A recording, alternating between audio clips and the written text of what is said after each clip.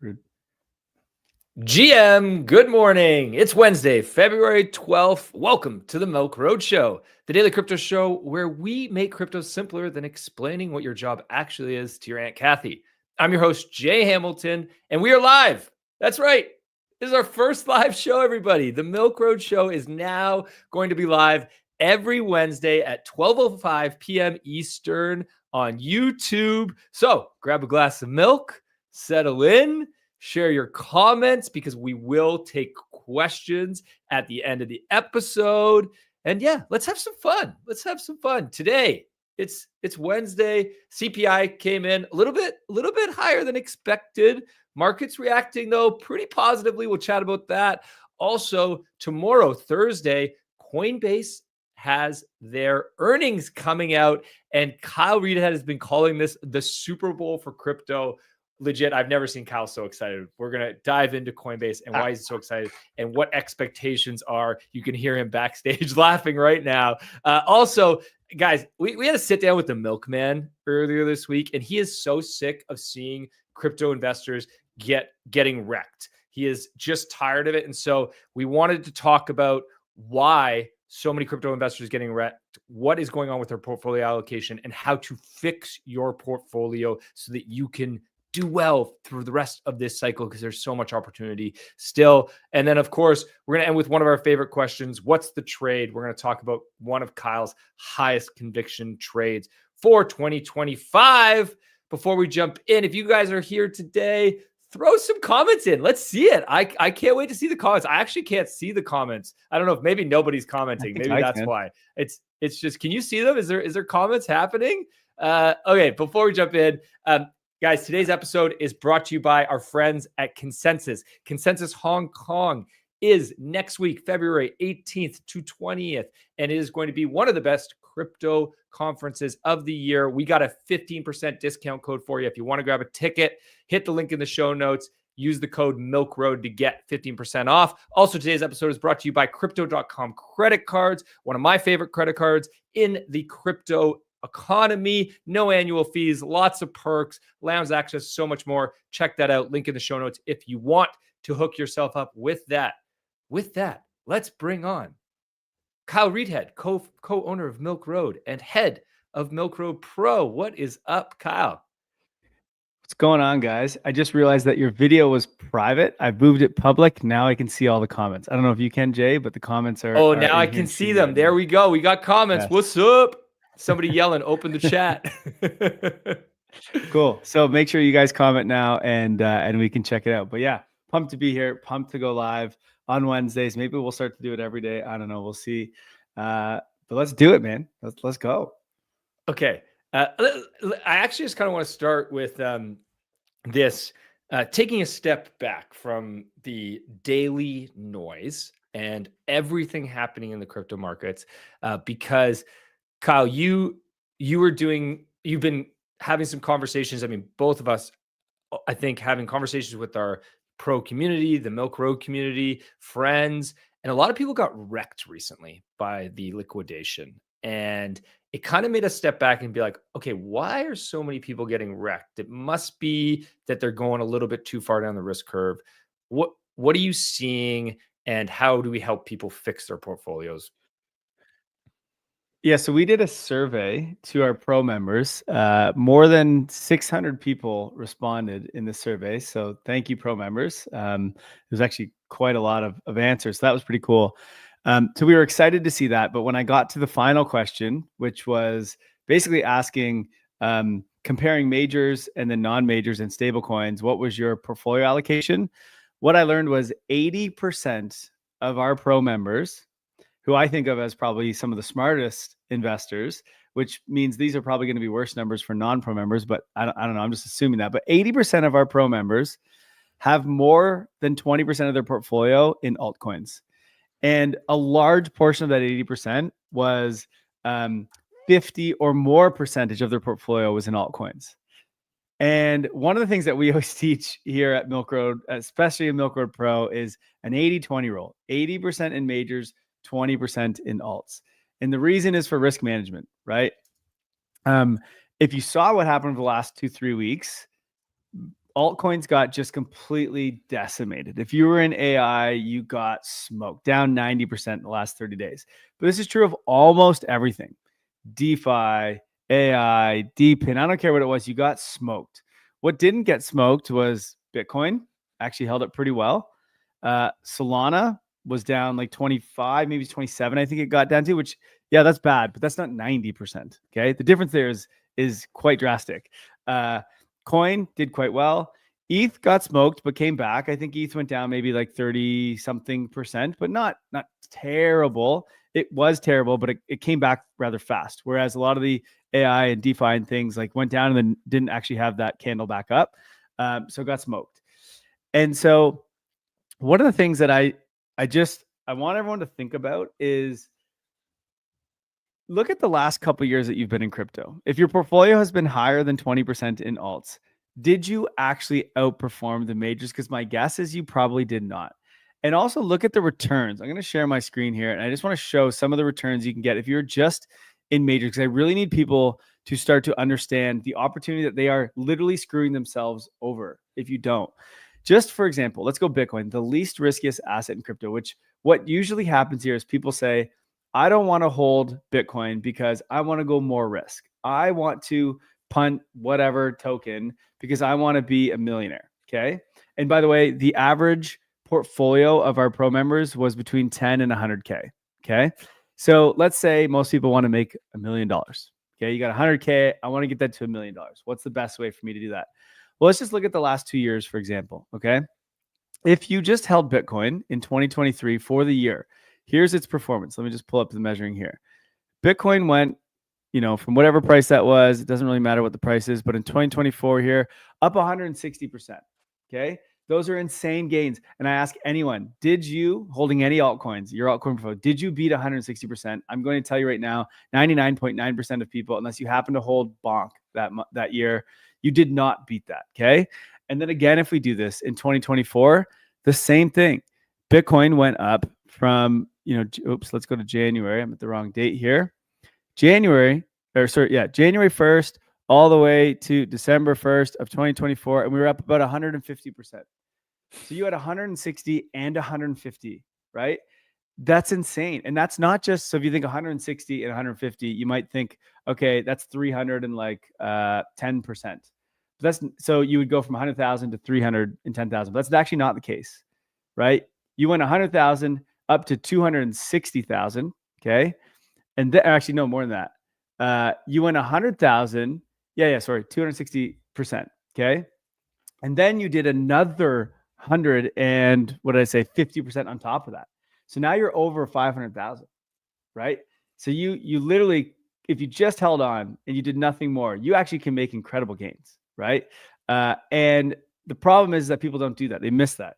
Now, even the worst of them, and here's the thing, if you hold Sol, even better. Like, let me just look at Sol. And we put out a call for Sol early January 2023. But everyone wants to get more than Sol. They're like, okay, Sol's good. I want the next best thing. So they go and buy whatever the heck, Jito or whatever, some meme coin on Sol because they want the beta to Sol. But if you were in 2020, let's go back to 2023, January. And if you held Sol for the year of 2023, 1,000%, 1,000 freaking percent. Are you kidding me? What are you talking about here? That's insane. And then the next year, look, it wasn't as good. So I know people are upset, and that's why they got to go down the risk curve. They got to get better than what Sol did. But still, if we're in January here, and in 2025, by the end of it, we were at 120%. Okay. These gains are insane, and they're right in front of you, and they're so obvious because they're the majors. They're so obvious. You don't have to go in the trenches and try to look through the tens of thousands of tokens that are out there. Even this, look at this, ETH. Everyone has said ETH is dead for the last 3 years, right? And so people want to sell their ETH to go buy whatever freaking meme coin.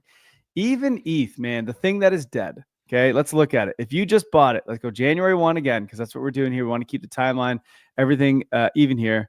You were up, where's January 1 in 2024? 100%. 100% ETH went up. Okay, so you had 100K, you now have 200K. Okay, and then again, let's look in 2024, a terrible year, right? Everyone was so mad at it. It was dead the whole year. And if you just held ETH, you went, let's see what percent, to January 1st. Where are we here? About 50, no, close to 60%. And I just need people to understand that is like 60% was 3 or 4x better than the NASDAQ last year, right? And this is the thing that everyone in this space is calling dead. It just makes no sense. And then I ask you guys, go check your own portfolio.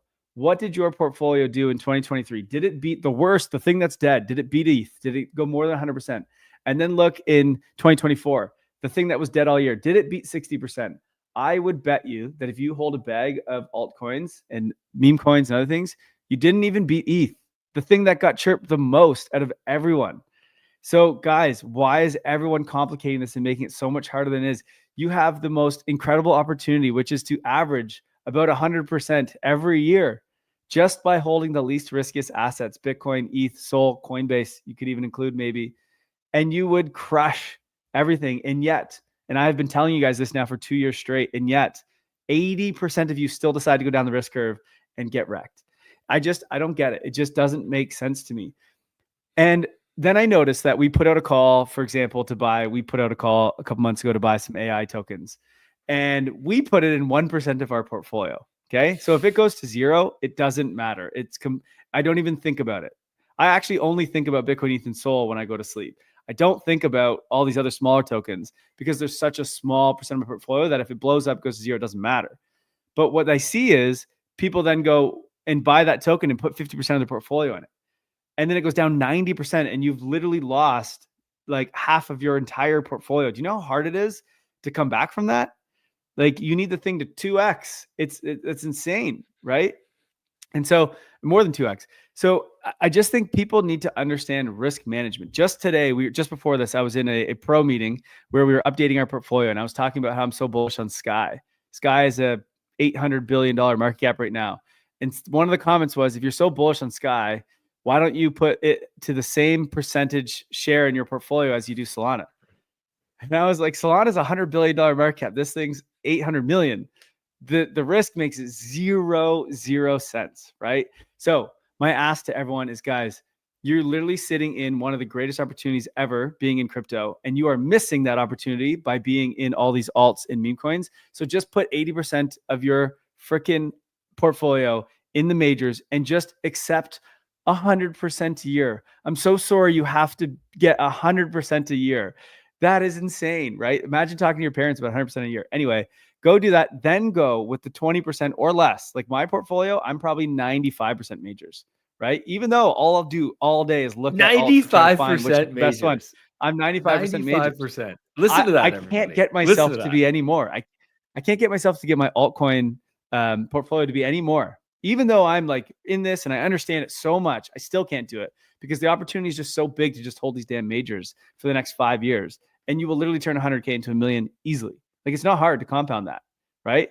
Because you can just average by doing nothing 100% a year.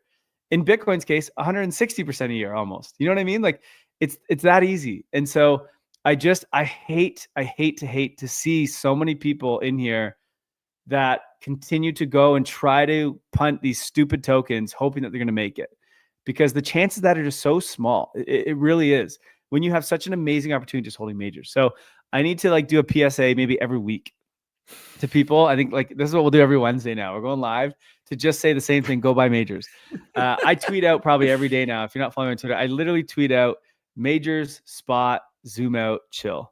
That's it, right? Just hold majors, don't leverage them, zoom out and forget about these little pullbacks and craziness, and then just chill. And I promise you will do better than almost everyone. That's my rant. And you'll be less stressed. You'll sleep better. Way less stressed. And you won't deplete your capital base, which is really the entire objective of investing is to grow your capital base. And when you take big risks and you drop your capital base, it is you're now basically you're climbing a mountain, you're pushing a rock uphill. It is much more difficult. Now I know it happens, and I'm not saying you can't get out of it. If you got liquidated and you lost a bunch recently, okay, sorry to hear that, but this is when we want to go even more risky, right? To try to make up for it. And that's also very dangerous. And I want to, Kyle, you're not saying don't invest in other tokens. Like you're not saying don't invest in altcoins or AI agents or meme coins. You're just saying percentage allocation is the key here. Exactly. It's risk management, which is a thing that people in crypto don't get. Anywhere else, you talk to any institution, anyone else that's investing in anything, they understand risk management. They're not going to go all in on some tiny little market cap stock or, gold mine or whatever. They're going to have that as a very small percent, and they hope it 100x's. We all want the 100x, but you don't 100x. You never try to 100x your entire portfolio. That's just insane. That's suicidal, right? Especially when you're in a market where this stuff is going up on average over time. Just look at this for a second. I'm going to share my screen real quick here again, and check it on my screen right now. This is total crypto. Oh, this is DeFi. Sorry, where's total crypto 3? This one here. This is your total crypto market cap excluding Bitcoin and ETH. Okay, look at the drawdown that we've had since December. It went all the way down if we count the liquidation here to 36%. Currently, we're currently sitting at 23%. Okay, let's go to Bitcoin right here. And Bitcoin went down, I don't know, a max of 17%. It's like, what pullback, right? Like almost no pullback. It's currently only down 10. So all of crypto Twitter, if you've been on Twitter recently, everyone is in pain. They're all so upset. They think the world is ending and everything's so bad. Even people on our Discord today were like, I'm out. This is terrible. And it's like, you're out because your portfolio, honestly, is just not, it sucks. If you were just holding majors, you'd be all good. Even if you were holding ETH, which I know has not done that well and people are upset about that. But if you were still holding Bitcoin, ETH, and Sol, you diversify your majors, you're sitting pretty darn good. It's just if most of your bags are these alts, which you guys got to understand, these alts are all mostly dog shit, right? They're brand new companies with shitty tokenomics and no revenue. And it makes no sense to ever do that. Like venture capitalists, right, who do buy dog shit stocks and equities in the private field, they do this because where there's no revenues and things, but they do that because they're buying 10,000 of them, right, over a number of years. And they hope that 2 of them make it. Whereas if you have a crypto portfolio of 12 tokens and they're all the dog shit ones or the ones with no revenue, hoping that they come and get revenue, that's not how it works. 99.9% of companies don't end up becoming profitable, especially in tech, right? And so VCs will buy that stuff and help these companies try to get profitable, but it's because they're buying so many and they just need one to work out and then they've made it, right? And that's not how it works in crypto though, because you're not buying 1,000 companies. You're buying 10, all of which will probably not work out according to the odds. So it's all just an odds thing. That's all. Kai, we got a couple people asking the same question here, so I'm going to bring it up now. People are asking, should they sell at a loss right now? Should they sell their alts at a loss or basically their non-majors? Is now the time to sell at a loss? What would you do if you're down on those types of things? I can't tell you guys what to do, but if I was less than 80% in majors right now, I would 100% sell it and get myself to 80% majors without a doubt. Then I could sleep at night. And if I was dollar cost averaging, I would make sure that I'm dollar cost averaging so that I remain at least 80% majors. There's too many people that are still holding bags from last cycle, being like, I hope this thing comes back. And it's like, what? Why are we doing that? It doesn't make any sense. Just hold the good assets, right? Here's another way to think about it. Just one sec. Think of the stock market, guys, right? There's thousands of tech companies. Which ones have actually done well? There's 7 of them, right? It's like Netflix, Apple, Microsoft. There's not many that actually do well, right? There's been thousands of tech companies over the last 20 years. Only a few of them have actually made it and done well, gone public, and then continue to grow, right? Even Twitter, everyone loved Twitter. That thing went public and never got higher than when it went public, right? And we all use Twitter, right? So most companies don't continue to grow ever, especially once it becomes liquid where the founders can sell. And so, and the thing with crypto is these companies, they don't have to do much. They can just get liquid right away and the founders can sell and they don't have any urgency anymore to keep building, right? And so the odds even to get stocks correct are very, very, very small.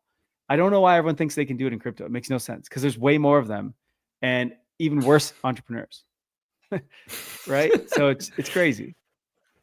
Okay, let's go from this to some some investments that you do like, and you've said that this Thursday's Coinbase earnings report is like the Super Bowl for crypto.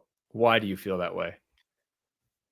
A few reasons. So like right now, Coinbase is really the only, outside of MicroStrategy, is like the only crypto company that is in the US that's public, right? Like I know MicroStrategy, it's now called Strategy B or Strategy or whatever. I know that it is as well. But it doesn't really do anything or like talk about the crypto ecosystem. It just sort of buys Bitcoin and then keeps screaming to get more debt and buy more Bitcoin, which is cool. But what Coinbase does is it really gives you a view of what's happening across the entire ecosystem, because Coinbase is everywhere. They've got a wallet, they've got a chain, they've got the exchange, they've got everything, right? And so what's cool about Coinbase when you listen to them is it really tells you what's happening in crypto. And I think that, and it teaches Wall Street what's happening in crypto. And Coinbase has their hands in everything, USDC and Circle, right? They're part owners in that as well. And so when you listen to their earnings, one, you're going to hear all about what's really going on in the crypto space, what's working, what's not. And then two, if their earnings are up, if they've done really well, that tells you that crypto is doing really, really well, right? And it tells Wall Street that crypto is doing really, really well. And I think right now, what makes me so excited about Coinbase, one, like obviously they're like the one exchange that kind of like continued on after FTX and everything blew up in the US. There are others, Kraken and others, and Kraken's probably going to IPO this year too. But I think what's exciting about Coinbase is that Wall Street has their expectations of what they think is going to happen with Coinbase. And I'll just share a screen here because I have a tweet up of what their expectations are. I got it right here. Which is, I'm already sharing.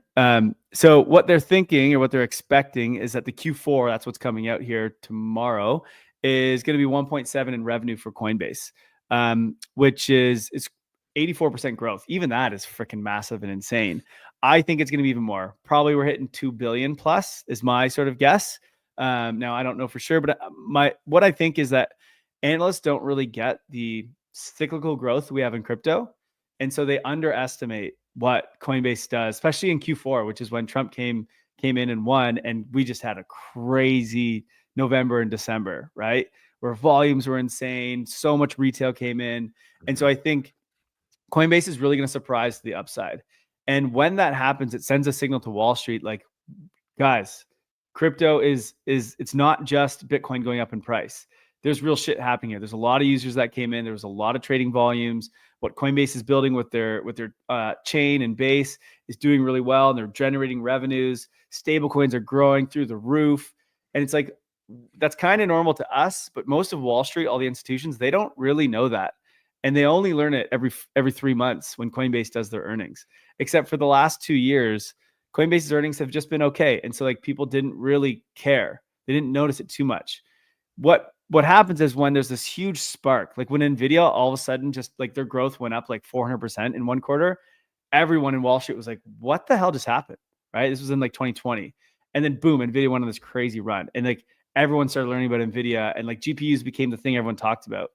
And I think Coinbase is going to start to set off that same similar type of catalyst where they're like, right now we're expecting a 84% year-over-year growth according to analysts. I think it's probably going to be 100%.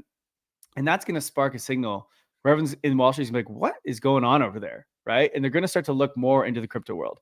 And I think that's really exciting. And I think to go along with this is we're soon going to see Kraken launch their IPO and Circle launch their IPO and Consensus, et cetera. Kraken actually released their earnings yesterday, which they've never done. They're a private company. They don't need to. The only reason they would do that is they're trying to hype up their value and for their IPO. And so what's really cool is Coinbase is just one company every 3 months that Wall Street learns about crypto. Soon we're going to have Kraken and Circle, et cetera. And now it's like every month you're going to have a public company teaching you about what's going on in the crypto ecosystem. And I think that's going to be huge for legitimacy.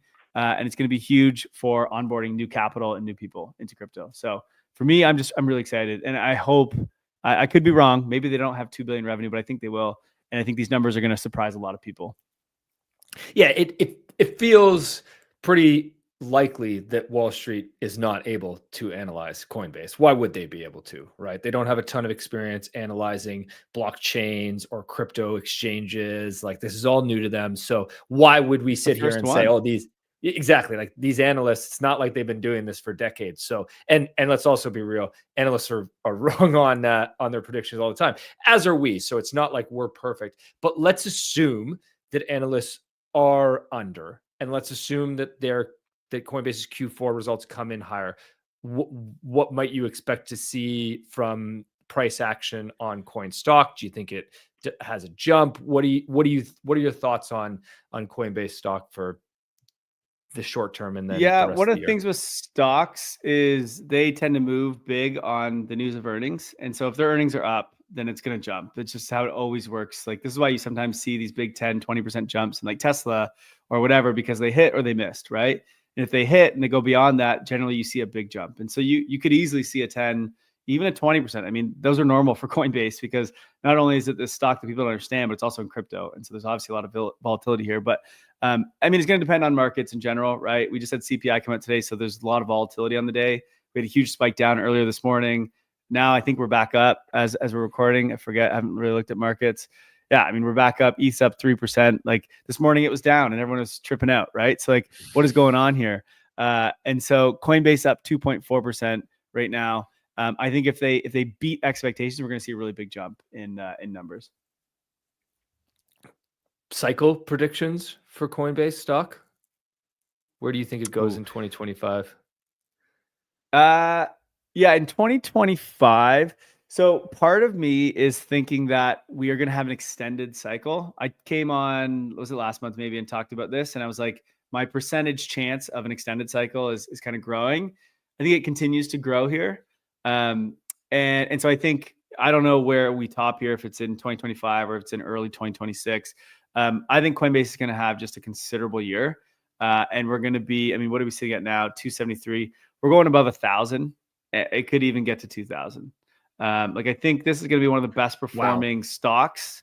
Yeah, I think it's going to be one of the best performing stocks because you don't just have like, so blockchain obviously is in a bull market, blockchain tech and crypto in general. And so you have that. Coinbase has also just been a dominant player in it. It's continuing to have its, feet in every hand in every part of crypto. And then you have this regulation that's about to be set in the US. And that's going to bring a lot of crypto back to the US. And when you come to the US, you typically use Coinbase, right? And Coinbase has wanted to do so much. They're ready to launch so many things. They haven't been able to because of the Biden administration. So you basically are like, you're like removing so much, like a stranglehold that they've had on Coinbase. And I think it's going to allow them to just like take off like a rocket ship, right? And so I think we're going to see a lot of really cool. We just saw Morpho, so the ability to take out a loan against your Bitcoin. And the way that Coinbase did it though was not from some centralized way. It was by tapping into crypto by using Morpho, right? And so like you go in the Coinbase app like normal, but then you can take out a loan in your Bitcoin using DeFi. That's the DeFi mullet. And I just think they're about to do a ton of that. And that's going to revolutionize finance that I don't think people really fully understand. And so I think Coinbase, because I also think Coinbase is going to be the driver of moving everything on chain, not just crypto native assets and using DeFi. I think Coinbase is going to revolutionize bringing stocks on chain and treasuries on chain and gold on chain and whatever. And I think Coinbase is going to be the spot where you kind of do it all. So there was a really cool tweet that Brian Armstrong put out where he was comparing, like, if we were a bank, we'd be 21st in the US in terms of assets. If we were a broker, we'd be this. If we were this in a payments company, we'd be this. And he's like, what's interesting is we're all three. Coinbase is a financial institution that we've just never seen before because there's always been so much regulation in the TradFi world. But in crypto, we're going to create a new financial app and a financial hub, you can call it, with Coinbase. That's just something we've never seen. I think as more and more people catch on to that, and as they continue to innovate, which I think they will, it's just going to drive its valuation like crazy over the next year. So I'm really, really excited to see what they can do. Now, obviously, it's not for sure. Doesn't mean you go 100% in Coinbase, right? They need to execute. They need to actually launch these things. We need the regulation to actually, come in as we think it will in a good way for the US. So things need to happen. But if they do, which I think they will, I think Coinbase is set up to do extremely well from that.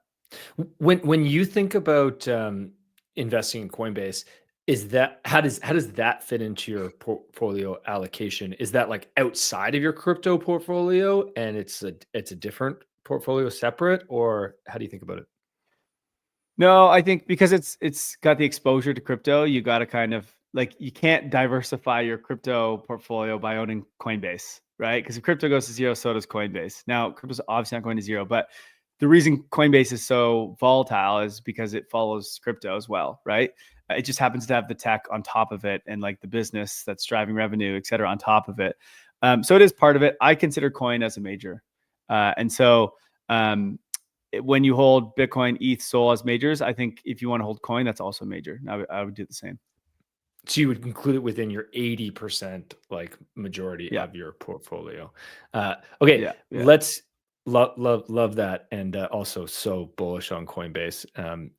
Let's talk about let's talk about a non-crypto stock. And I had to bring this up because all the time you and I are chatting, I mean, every day, and you're always in my ear about Tesla and how much you love Tesla and how much conviction you have in this trade. So I know it's not crypto, but I just had to bring it up because I feel like our audience needs to know more about Tesla and why you have so much. I mean, look, when they always say, know who to pay attention to and who to listen to. And when you start getting in my ear constantly about something, I really want to listen to you. So I want to share that with the audience. What's your conviction in Tesla? Why are you so excited about Tesla? Yeah. So first, I want to show a chart on Tesla just to give a bit of context. I'm just trying to find. I have one with some nice little lines on it and stuff. I'm just trying to. There it is. Okay. So Tesla has these crazy moves, kind of like crypto has these crazy moves, right? Where it's very cyclical. Like if you look here, 2013, Tesla just had a run like you don't see. Like you see this in crypto, right? It went from like, under $2 to freaking $20, right? So like 10x in a year, not even half a year. It's crazy. And then it did nothing for a while. And then if you guys remember back in like 2019, 2020, this thing went from $12 all the way up to $300, right? And the reason why it has these kind of moves is not because like its revenues went so much more. It did. It picked up and fundamentally it got better. But it's kind of like what happens with crypto and Bitcoin is like people start to realize what this thing is. Back here, everyone just valued it as a car company. They're like, okay, they're building different cars that are EVs, right? And I think around here they're like, oh, EVs are actually going to be pretty cool, and like that makes sense. And so like it got reevaluated not as a car company, but as a next gen car company, as an EV. Then I think what happened here in 2019, 2020, when people realized, oh, this thing can actually produce cars, it can do it cheaper, it's EV, was people realized this thing can not just an EV car, but it's a self-driving car, right? And so that's taking the car game to a whole nother world. What I think is happening now, and this chart here, by the way, is an inverse head and shoulders, which typically what you do is you measure from the bottom to the line here, and you just kind of put it, and it goes from the bottom of it, and it usually follows it. Not exactly on the line like it did. It was actually following it so closely. I was like, oh my God, it's going to hit exactly it. It usually takes a while to play out. Okay. But it's done extremely well. And I've been calling Tesla ever since it was down here, saying this thing is an absolute beast. And it's already ran from like, I don't know, it was around 180, I think, when I was calling it. We're sitting at 343 just a month ago or so. It was at almost $500. Okay. So this thing has already been on a good run, but I think it's got a lot more. The reason why I'm so bullish on Tesla is everyone here is so excited about AI. And I think what you guys got to understand is that the real king of AI, like what AI really does is its ability, like chatbots are cool. Those are fine. Okay. But what AI's end game is to be the brain for robots, right? It's to allow physical things to move in space. And that's going to change our world more than anyone can even like understand, right? It'll change the way we drive. It'll change the way factories work. It'll change the way we transport goods. It'll change the way we have people come and help out at our house, whether it's like a maid or a butler, right? If everyone just all of a sudden has one, it's going to change the way we build homes. It's going to change absolutely everything. Okay. When you have an artificial brain inside of a physical thing, and those could be in the form of a robot, like a humanoid robot. It could be in the form of a car, a train, a transport truck, whatever. Right. And that is what Elon and Tesla is leading right now, is the charge in basically putting artificial intelligent brains inside of physical robots. It starts with the cars, right? Which they already have fully self-driving. And again, people price this thing as a car company, but it's not. Like they're about to disrupt Uber, like no one's ever heard of. Because when you have a car, that doesn't require gas and doesn't require oil changes and doesn't require a driver, and it has a fleet of cars all around the United States or the world that could just drive people around, what do you think it will cost to use your Tesla Uber instead of an Uber, right? When I pay an Uber to go across the city, it costs me $20, $30 because I got to pay for the labor of the human and I got to pay for gas. Those are the biggest costs. When you have a Tesla that has no human and no gas, it's going to cost you like $5 or $2. It's going to take the cost of transportation down so much that the world will completely change. You won't own cars anymore. Why would you own a car when you can get across a big city for $2 instead of $100, right? It makes zero sense. You would never do it unless you're going to let your car work for you and go and drive people around and make money that way. That's a new thing, right? But then you also think about how they're disrupting. And by the way, it's getting very close to that point. Fully self-driving already exists. You do need to like hold onto the wheel still, but like it already drives. And they just released last month the average. I'm trying to remember the numbers exactly here. Basically, I don't remember the exact numbers, but fully self-driving Tesla cars are 16 times safer than humans driving cars. Okay, 16 times. And we're still just at the early stages of this. Like these cars, they collect data from all the cars that are out there. There's like millions and millions of Teslas out there right now. And every time those cars drive, it gets more data, which feeds that AI, which gets better at driving. Humans don't do that. We get worse at driving as we get older because we get more tired and we drink, right? And we have kids that are distracting us in our cars. And so humans actually get worse over time. And these cars get better. And so if you want to think about what AI is really going to do, it's being the brain for these physical things that are going to transport and move around. And so one, you have Tesla is so far ahead of every other company in terms of its AI capabilities, fully self-driving capabilities. No cars even close. Google with Waymo, not even freaking close because it doesn't have remotely enough cars there, so it has no data. If you guys remember, we've talked about AI a bunch. The best AIs just means more and more data. It needs more data, more GPUs. Tesla has the most of all of that, okay? And so it's got network effects. No one's ever going to beat it. It's going to just dominate in that world. I think in the next few years, Tesla's going to be driving themselves all over the world, and that's going to be a game changer, okay? So that's one thing. The next thing they've already got going is the humanoid robots, right? So I think by the end of this year, I think they're on schedule to create 100,000 or 150,000 humanoid robots. And they plan to double that every year after that. And humanoid robots are going to make their way into every company, every factory, every home. And again, who can compete with Tesla on that? No one, because what does Tesla have? The AI, the data from its cars, the data from Twitter, right?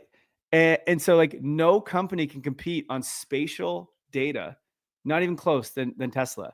And so it just takes the artificial intelligence it has and the data it has from Tesla, puts it in the brains of these robots, these humanoid robots, and boom, they've got robots that now are smarter than everyone else, both from Twitter and from Tesla cars, right? And so there's just no company that can even come close to competing with that. And so when I think of investing in the AI future and the robotics future, to me, Tesla is the most pure play you can possibly get. And it just has almost no competition. And so I just think the problem with Tesla right now is like, and I mean, it's done extremely well. It's up like how much in the last year? If you want to do those, I think it's up more than all of crypto is in 2024. Like, let's just check here. It started, let's just check. Where's January? Here, and we went up, 160%. So it performs just like Bitcoin, right? And yet it's a stock worth, I don't know, over $1 trillion, right? It's hard to find that. But again, this is investing in majors that are real winners. This is how tech usually works. When something's winning, it generally continues to win. And so anyway, Tesla's my like AI robotics bet. And I don't see it losing at all. It needs rates to come down so that more people buy cars, right? Because it is still a car, it needs to sell cars. That's how it gets the data. And so as rates come down, more people will buy cars, and this thing's going to continue to go through the roof. So it's having a pullback right now because rates haven't come down. But I think it's just absolutely great buying opportunity. And again, one more thing, with Trump taking over and the administration changing regulations, this is also something that Tesla's been held back on. There's a lot of things stopping AI, stopping fully self-driving cars, stopping robotics. When all those regulations get improved or the things holding it back get pulled away, Tesla can flourish just like Coinbase can. And so for me, it's like Coinbase is the best pure play bet on American crypto succeeding. and Coinbase's, sorry, and Tesla is the best pure play bet on AI and robotics succeeding, which Trump's main goal is for tech to flourish in the US. And so just follow what Trump is saying. And also Elon's freaking in the White House. The guy that, how can you not bet on that? You know, there's just too many things. Anyway. Jay, I can't hear you right now. Oops, I was There muted. I was there you making go. a joke about how Elon's sleeping on a cot in some corner of the Oval Office in the White currently. House. It's crazy.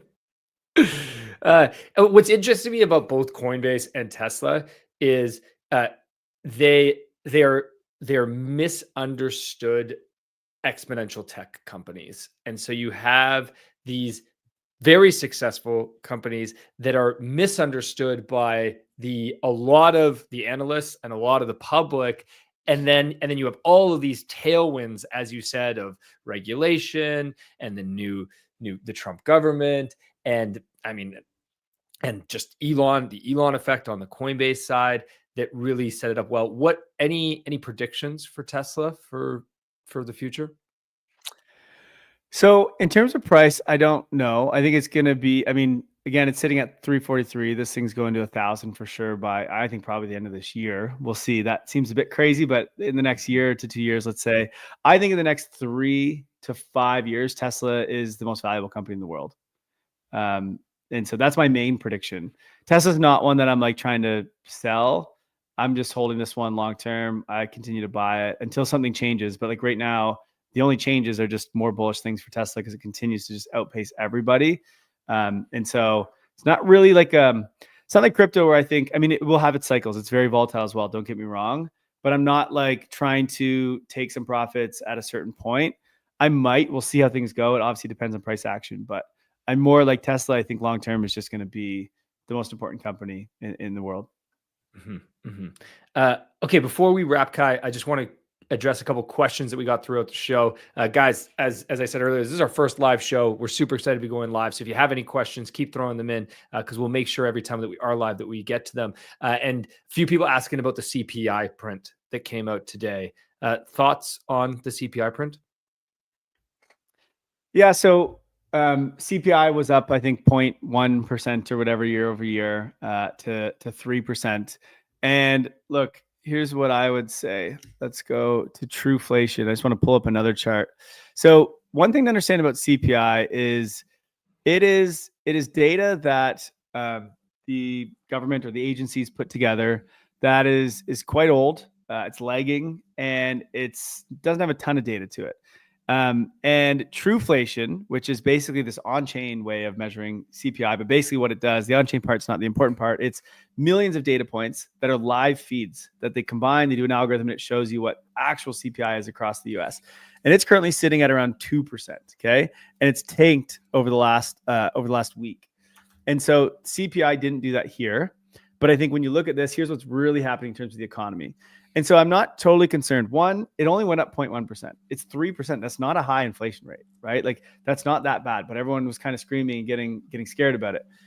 And I think that's because you have recency bias from back in 2021, when all of a sudden inflation went up, it went up to like 10%, right? And that scared a lot of people. I'm getting some feedback. Are you getting that, Jay? Is that just No, you sound loud and clear, man. Okay, it's kind of gone away now. Anyway, people had this bias, and I think people, again, every time it ticks up at all, they're like, "Oh my God, we're going to 10%. It's all over," right? And that's just not the case. We don't have those issues that we had back in 2020 and 2021 when we shut down economies. And so, like, 3% is fine. The other thing I think people need to remember is we're at a stage in the business cycle. I think we talked about this on another episode where the ISM is heading up. And it's past 50, which means we're in the part of the business cycle where we have like expansion in the economy. The US is actually very strong. The US doesn't need to print a ton of money to stimulate its economy. Its economy is actually pretty solid. And so usually in solid parts times when the economy is doing well, you don't need to print. And inflation tends to tick up just a little bit because people are buying things, right? People are consuming things. So that's a good thing. And so I know everyone's like, well, but there's no liquidity. We need liquidity. And you got to remember that liquidity can come from the rest of the world. It doesn't have to come from the US. 2017, we had a huge bull market in crypto. Yeah, Jay, I think you have a lot of noise. Yeah. In 2017, we had a huge bull market, and the US didn't really stimulate at all. That all came from China and other countries, right? It didn't come from the US. And so I think we're in a world where the US is strong. It's only going to get stronger because this dollar is doing really good. They're removing regulations. They've got these tariffs that they're using as a negotiation tool. They've got all the tech flourishing there. They're going to crush it over the next little bit. And they're firing a bunch of people in their government. And so, like, yes, they're still going to need to print. They need to refinance their debt, but they don't need to do any kind of printing like China does or Japan does or other countries do, because they're actually crushing it. And so people need to try to separate and not just say, I have to see the US go to zero interest rates and print a bunch of money. We don't need to see that, actually. The US can just have a normal business cycle and they can be fine. But China and Japan and probably Canada and a bunch of other countries, they're going to need to lower interest rates, as they already are. They're going to need to print a bunch of money. And that's our global liquidity going up. And that's your Bitcoin and all these assets going up. And in that world, you want to hold tech and crypto, because those are what do well from global liquidity going up. But more importantly, you want to hold US tech because the US is strong. And so Tesla, Coinbase, you're perfect assets to be holding in this kind of scenario over the next year or two. So not really worried about CPI at all, to be honest. 3% is fine. And I think with all the tech, the tech that's coming in, the innovation, that's all deflationary pressures, right?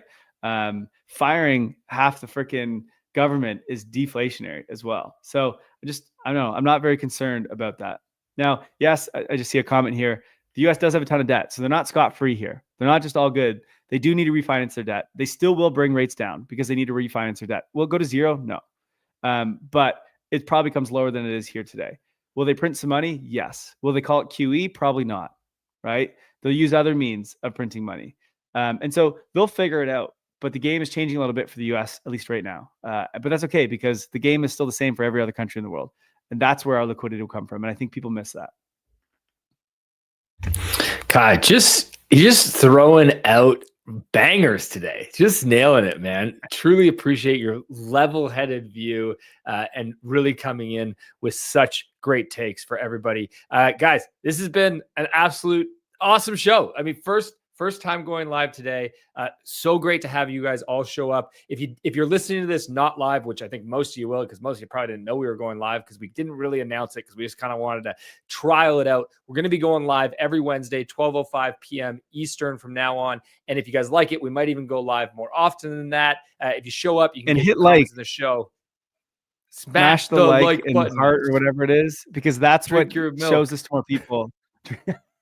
No, don't drink milk. Use your finger on your mouse to go and click like or subscribe or whatever, because when we do that and we're live, that's what gets it out to more people, and that's what we need, and that's what will allow us to keep doing it live. Truly, truly appreciate all of you guys being here. We will be back again tomorrow, not live, but we'll have the daily episode for you guys. Let us know what you think. If you're commenting after the show, we do read the comments and we always try to respond to everybody. So if you have any questions, let us know. If you're not pro, you might want to sign up for pro. As I mentioned early in the show, this coming week is Consensus Hong Kong, and we got a discount code. If you guys want to be there, 50% off. Hit the link in the show notes. Use the code MILKROAD to get 50% off for Consensus Hong Kong. Also, shout out to our friends over at crypto.com, one of my favorite cards in the crypto space. If you guys want a crypto credit card, you're going to want to check out the crypto.com card. Link is in the show notes. Thank you so much to our sponsors for supporting us and making this show possible. Thanks for listening in, everybody. Have a wicked awesome day. As always, if you like